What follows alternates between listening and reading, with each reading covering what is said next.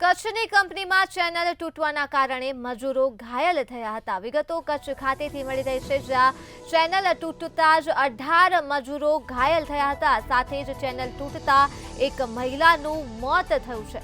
આ ઘટના સામે આવી રહી છે કચ્છ ખાતેથી, જેમાં 18 જેટલા મજૂરો ગંભીર રૂપે ઘવાયા છે અને નીલકંઠ કોનકાસ્ટ કંપનીમાં આ ઘટના બની હતી, જેમાં 18 જેટલા મજૂરો ઘાયલ થયા છે।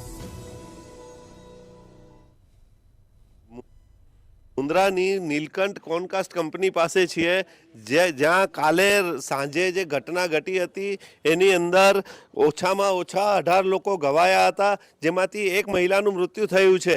હું કેમેરામેનને કહીશ કે તમને દ્રશ્યો દેખાડે કે હાલ કંપનીમાં સન્નાટા જેવી સ્થિતિ જોવા મળી રહી છે।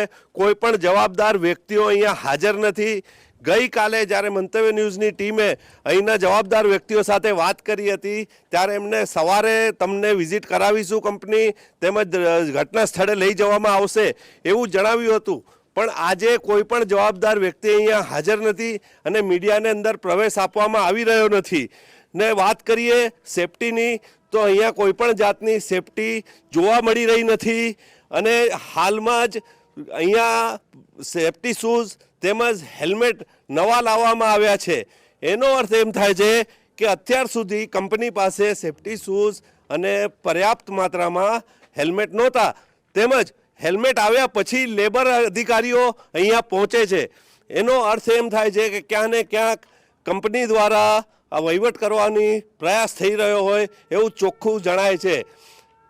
કેમેરા પર્સન સબીર સાથે સલીમ સમા, મંતવ્ય ન્યૂઝ, મુન્દ્રા।